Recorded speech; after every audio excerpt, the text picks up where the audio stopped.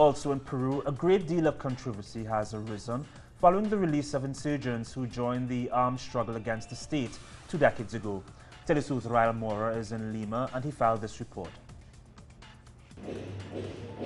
Bernardo Roque was a member of Revolutionary Movement Tupac Amaru, better known as MRTA, which was one of the groups that took up arms against the Peruvian state in the 80s and 90s.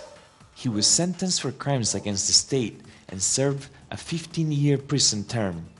After renouncing to the use of violence, Roque was released from prison in 2008, but he is confronted with a society that condemns him. Everyone, from a simple combatant up to the comrades from the highest commands, have assumed their responsibility in this process of, let's call it, violence. And we have paid with our liberty and with very hard years of imprisonment, and many continue to pay, still like in the naval base. So that is the payment for the mistakes that we made.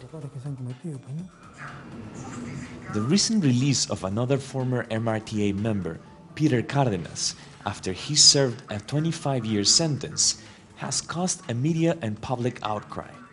Analysts claim that the disapproval of those who took up arms in Peru is a generalized reaction against the Shining Path, the other armed movement in those decades. Shining Path is a subversive Maoist phenomenon that does not happen in any other country in the region, with the violent component very exacerbated, very ideological. That ends up confronting directly the people, and even the left. Therefore, this is one of the elements that explains why this environment is so different than others.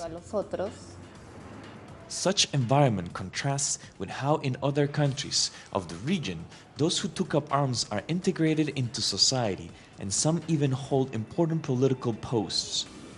Nevertheless, the situation is such that few predict a change in perspective in Peru in the coming years. Rael Mora, teleSUR, Peru.